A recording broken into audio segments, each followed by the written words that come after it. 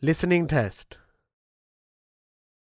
You will hear a number of different recordings and you will have to answer questions on what you hear. You will have time to read the instructions and questions and you will be given time to check your work. All the recordings will be played once only. The test is in 4 parts. Now turn to part 1. You will hear a conversation between a clerk from a moving company and a woman who wants to relocate to the United States. First, you have some time to look at questions 1 to 6.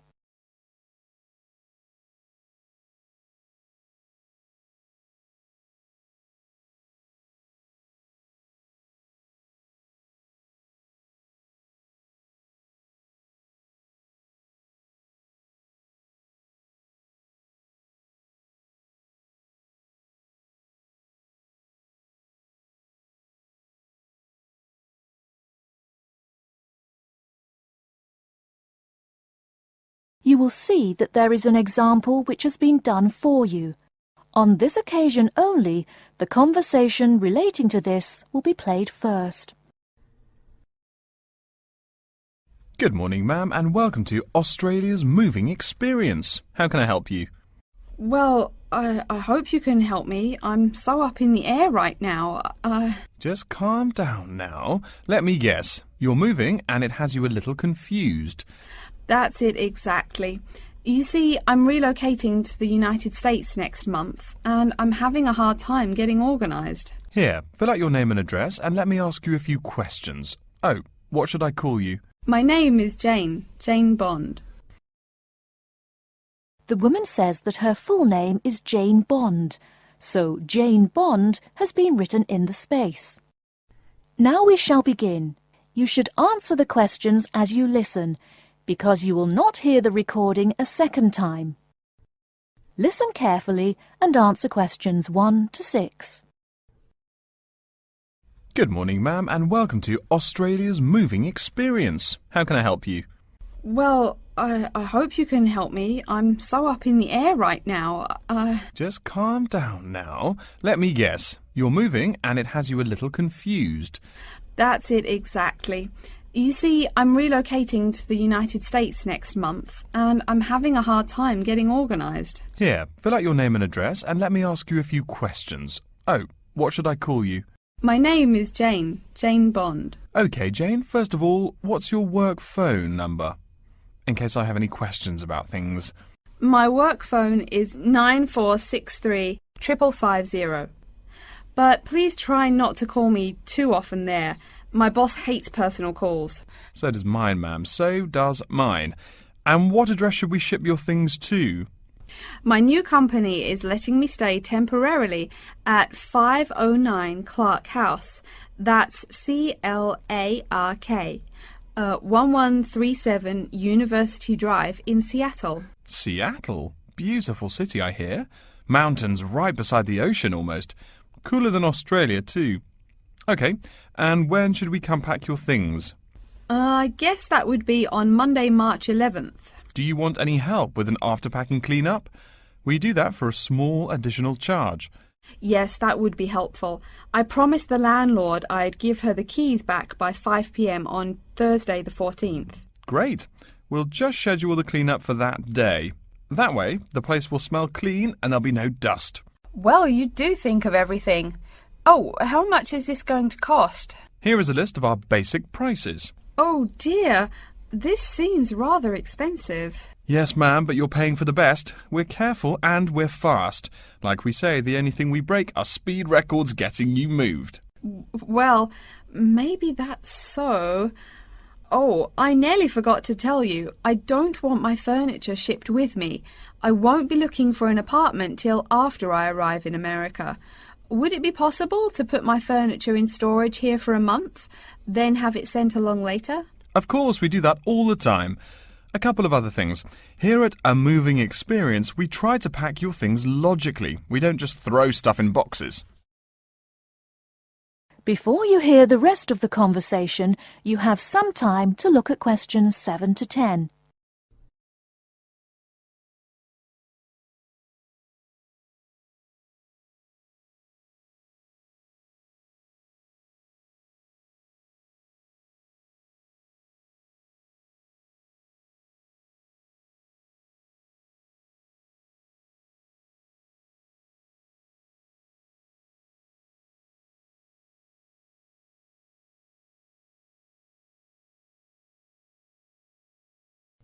Now listen and answer questions 7 to 10.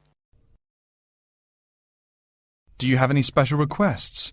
You know, things you want packed in some special place so you know where to find them. Like what? Oh, I don't know. Things like dishes, maybe. Not to be rude, but you look like a lady who likes to eat. Ah, yes, I need my dishes and things where I can find them quickly. Great. We'll put those dishes and cutlery in what we call the emergency pack. Can you think of anything else?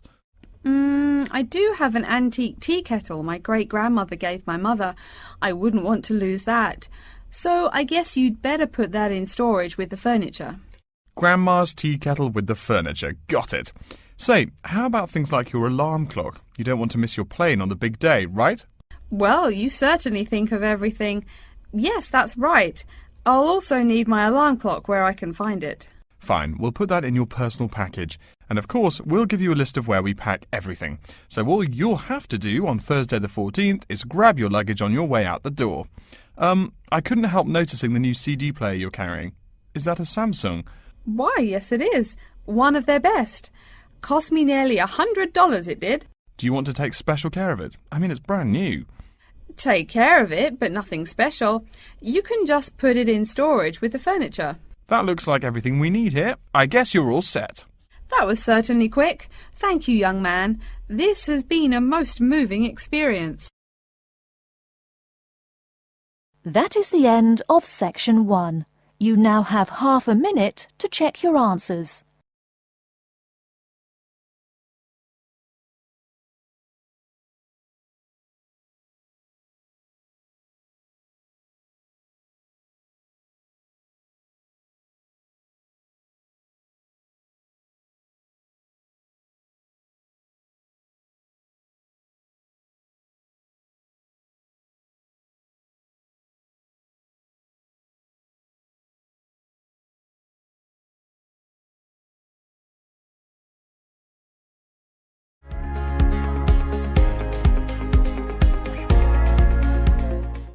Part 2.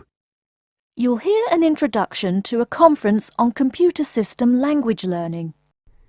First, you have some time to look at questions 11 to 16.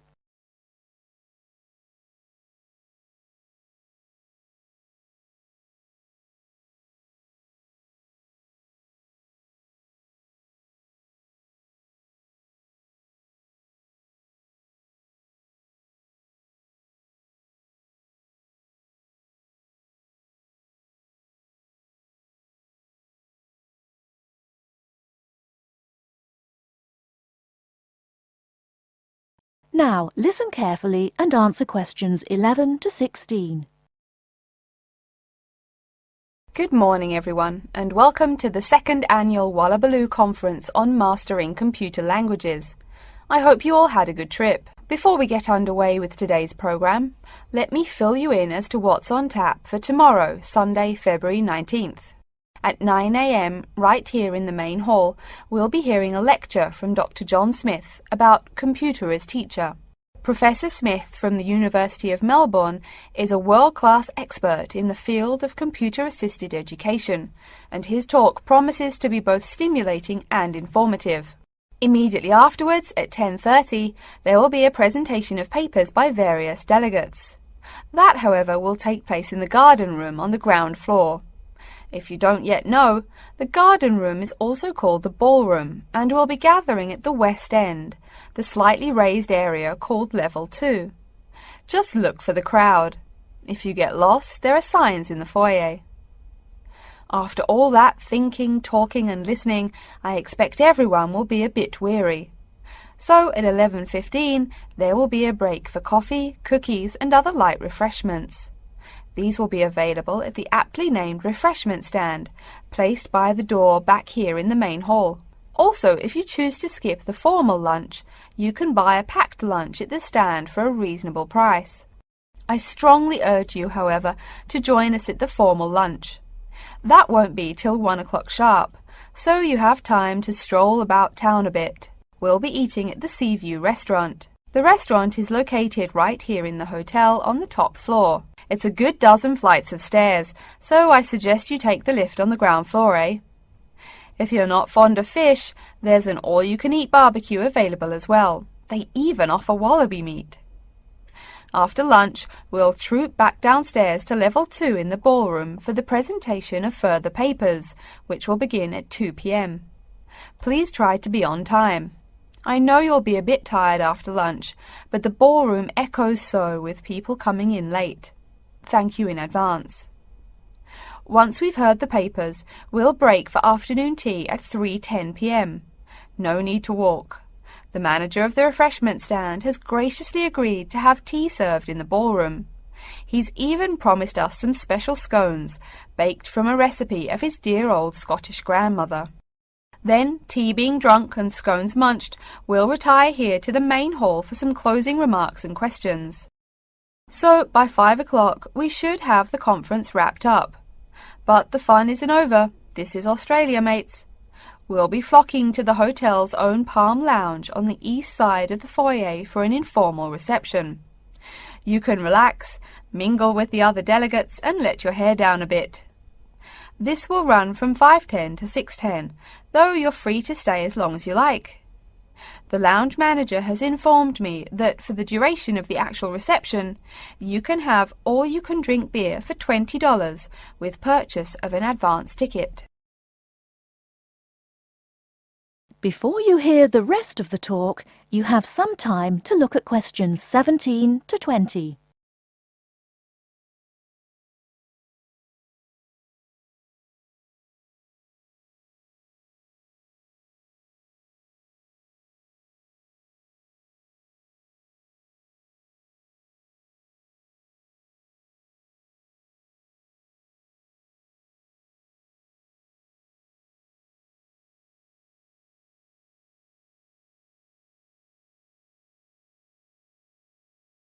Now listen and answer questions 17 to 20.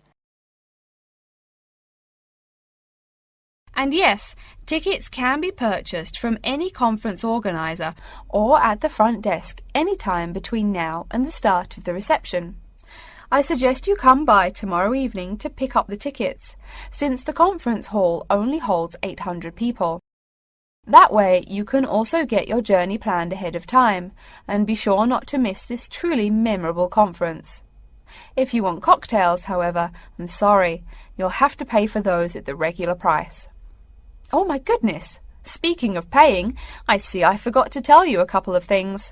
The first is about lunch. The charge for the lunch will be $15 for all you delegates.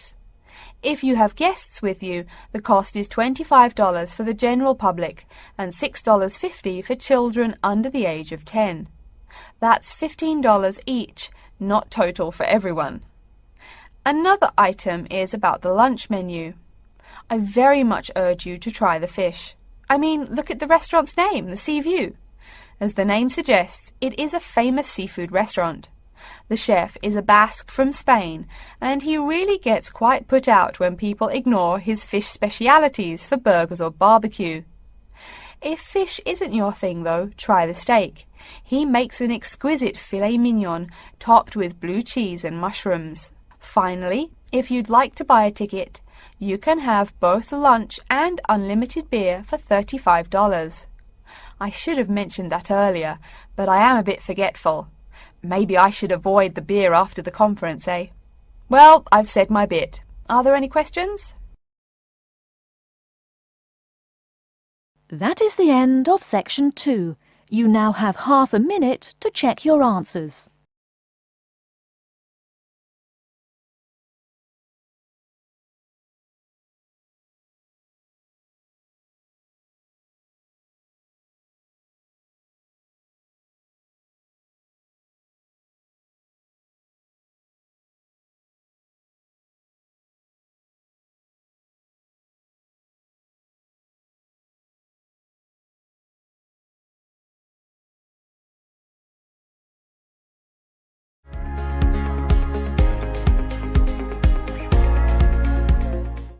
Part 3. You will hear a student called Tina asking Professor Van Diesen for advice on choosing courses. First, you have some time to look at questions 21 to 26.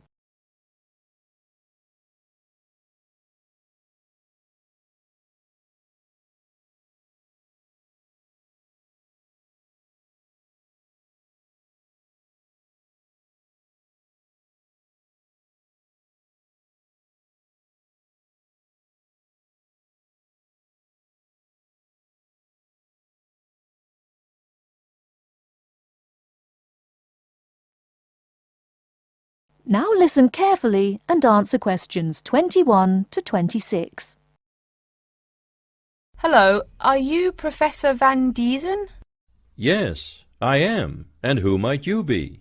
Oh, sorry, my name is Tina. I'm a freshman here. They told me I should ask you for advice in choosing courses. Well, that's part of what I'm here for. Please come in and sit down. Now, what are your questions? I almost don't know. Everything is so confusing. Like, what is a specialized course? Oh, easy. A specialized course is one that is compulsory, meaning it's a requirement for your major, and regular, so you can't place out by taking a proficiency exam. That sounds pretty strict. Then what are all these general courses? I seem to have to take so many. Nothing to be alarmed over. These are courses open to all students and not directly related to your major. The university offers these general courses to choose so that you can become more well-rounded individuals. For example, I see you're a microbiology major, so it might be a good idea to take some literature or history courses so that you can know something besides all science. You mean these courses are like for fun? That might be one way to look at it, but don't tell the literature professor such a thing. Think of a general course as the opposite of a specified course. A specified course is one that pertains directly to your major. So, can I take any microbiology course I want? Let's see. Oh, those courses used to be open to microbiology students only. The good thing is now it's open to students on a flexible schedule, so it's not only for full-time students. So the answer is yes, if you have the instructor's permission. May I ask you why you chose microbiology? Well, I also like plain old biology too. You know, full-size animals. I might even become a veterinarian. Could I take some biology classes? Well, they are open to full-time students only, which I believe is what you are. I don't know how a freshman would get along with microbiology, though. I mean, most of the students presently looking into it are from off-campus. Off-campus? Yes, you know, people who use it in their work at hospitals, laboratories, even a police detective. Why did you choose microbiology, if I may ask? I don't think you quite answered that. Well, eventually I want to be a doctor. At least my dad tells me so. If I may say so, young lady, you seem a little uncertain. Still, I think that might be a good idea for a career. Of course, if you're thinking about being either a doctor or a vet, you should take some medical science classes before you even think of applying to med school. Great! What should I take? There is one small problem. The new medical sciences building is under construction, so there are no experimental facilities available until next year. I'm afraid you'll have to wait, but don't forget to take those courses at the first opportunity.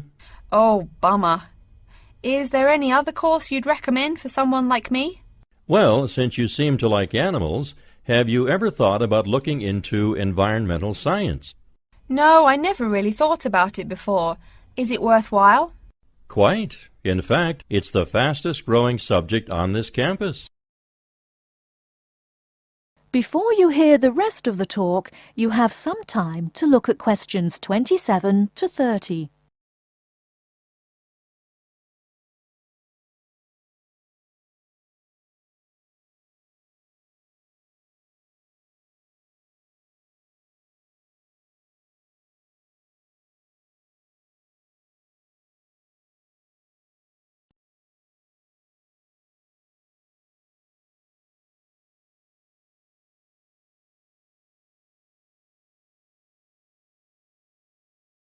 Now listen and answer questions 27 to 30. I'm sorry, I couldn't help noticing the long list of classes you've written out there. May I have a look? Oh, sure. Medical science, statistics, laboratory techniques, medicine, mathematics, computing. My, a bit of everything here. Is it too much? For your first semester, yes. What I suggest is starting out by taking the compulsory courses. Like we said before, the medical science can wait. Consider taking that in your sophomore year. I think I'd put off computing, too. I recommend to all freshmen that I talk to get the compulsory mathematics out of the way as early as possible, so take that one. It'll be one less difficult course you have to focus on when the science lab opens next year, and you have to catch up on classes like laboratory techniques. Your major also requires statistics, so you have to balance 2 math classes, and no doubt you should take that. Otherwise, get your required medicine course out of the way by taking something theory-based. Oh, of course, and your environmental science class, if you're interested. The others can wait, though I think computing is definitely a good idea, even though it's not required. I see, too, on your paper there you seem to have had high marks on the entrance exam.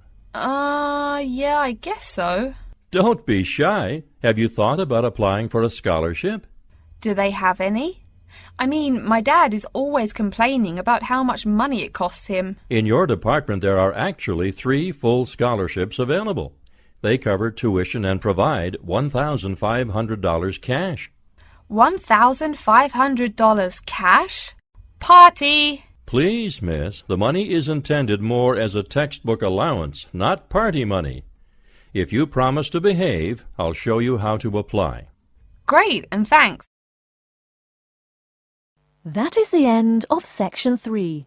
You now have half a minute to check your answers.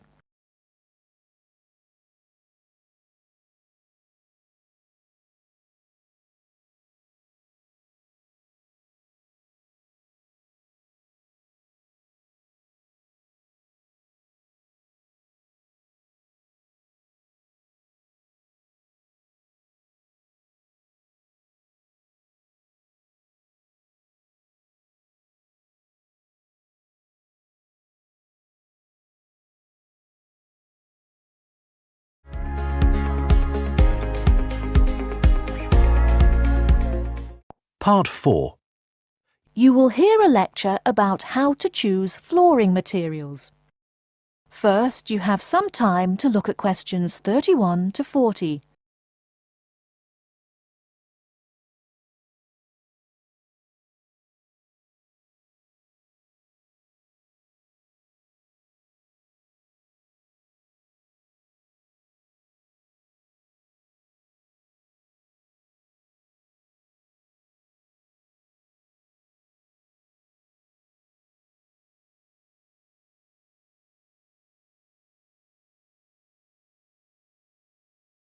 Now, listen carefully and answer questions 31 to 40. We've been talking about choosing building materials in the last week. Now, a great many factors influence the choice of building materials. You can't make a house of cards, right? And people who live in glass houses and all that. Anyhow, today I'd like to say a few words about flooring. Some artificial materials can be used, like plastic for instance, which offer mixed blessings when used as a flooring surface. On the one hand, plastic is cheaper than nearly any other alternative, short of bare ground. Plastic also does not warp like wood. On the other hand, the best that can be said about plastic is that it looks like wood or stone. However, it cannot replace the real materials. As I have mentioned, I'm fixing up a new house. The decorator my wife hired told me plastic does a great job of looking exactly like plastic. Besides, it scratches easily, fades or discolours, and starts cracking within a year or two.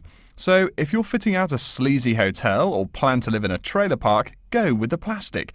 Really though, for all intents and purposes, this leaves us with wood or stone as choices for flooring. Stone and wood are alike in at least one respect. Both go through processing before they can be put to use. Since few of us cut our own lumber or quarry our own stone, this is not perhaps a pressing concern. Still, do-it-yourselfers would do well to remember to buy only properly seasoned wood. Unseasoned wood warps, and a warped floor quickly becomes firewood, and its owner quickly becomes poorer. Likewise, except for dull-hued materials like slate or sandstone, most stone floors are polished before installation. The choice goes well beyond just wood or stone. Each type requires many further considerations. A few special remarks are called for when considering wood. For example, as always, aesthetics. personal taste, and layout all play roles, as well as the type of house or room. Oh, and certainly don't forget the cost. When it comes to cost, a rule of thumb is that the softer and less exotic the wood, the lower the cost. In the US, for instance, pine is both ubiquitous and cheap. Mahogany is imported and exorbitantly expensive. If you're on any kind of budget when remodeling, it's really helpful to remember to go for the softer woods. Aside from cost, there are still lots of different factors that are important in choosing the best flooring for the job. Continuing with the example of wood, one must consider the effects of each type of wood on the mood of the room. When selecting the best wood to use, particular attention needs to be paid to its grain patterns, texture, and colour. In rooms where relaxation or deep thought is the aim, say bedrooms or the study, dark, strong-grained woods are the rule. Here, the grain ought to match the furniture for a feeling of homogeneity. In rooms where activity and motion are typical, the dining room or living room, lighter, finer-grained lumber is more suitable. In such a setting, the wood grain might be useful in offering a contrast to the furniture. This leads to a feel of subconscious excitement in keeping with the room's function. In either case, though, consult a decorator. It is a decorator's job to know what materials to use to fit the function of the room. Though some things about putting together a room are subjective and based on one's individual taste, materials appropriate to a room's function are much more straightforward. A decorator takes the needs of the customer and uses a mathematical formula rather than subjective words. Since feelings vary from person to person, verbal descriptions of wood types tend to be ambiguous. You want the wood you select, not something approximate. And if you do decide to do it yourself, remember that all wood must be treated with preservatives to enhance its appearance and preserve its natural beauty. In the case of stone, or quarry tile, as flat-cut flooring stone is properly called, a new set of considerations must be weighed up. Simple colour aside, the degree of reflection must be kept in mind. This is called the reflectance rate, which is expressed in a number between 0.0 and 1.0, depending on the amount of light it reflects. At one end of the scale is polished silver. At a rating of 1.0, this shiny surface reflects nearly all of the light directed at it. Numbers closer to 0 describe materials that absorb more light. Moving down the scale a bit, we see that plastic that has been painted white has a rate of 0.8, which makes sense. We know that the colour white reflects all other colour, while black absorbs all colour, and plastic itself is a relatively reflective material. Materials that are denser and darker have reflectance rates much closer to 0. The quarry tile I mentioned a while ago has a rate of 0.1. As you may know, quarry tile is generally dark brown and made from clay, so it is quite dense. Of course, there is considerable variation among types of quarry tile because of the hue or treatment of the clay during its creation. Does anyone have any guesses as to what material may have a rate of almost 0.0? We can guess most of these materials are black in colour, but plastic, wood and even stone reflect some light. One material with a rate of almost 0.0 is black velvet. The texture produces almost no shine at all. Carrara marble, despite its white hue, is actually lower in reflectivity than black onyx. In any case, the fact that tiles vary somewhat should not be forgotten. A highly reflective floor would not be suitable in a library. It would be indispensable in a ballroom, should your home be large enough to feature one. Again, a rule of thumb is that light means lively. Since form and material follow function, one should only use the more reflective materials in rooms where the cultivation and expression of energy is important. Bear in mind, too, that most types of stone cost more than all but the rarest of wood. Of course, there is no reason why some rooms of a house should not feature wood floors or other stone tiles. You can even mix the two.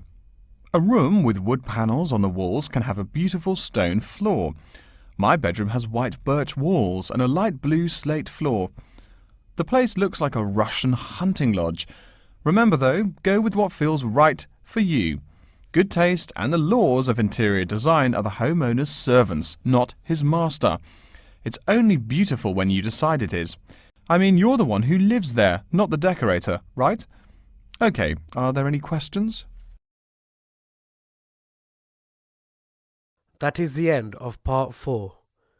You now have half a minute to check your answers.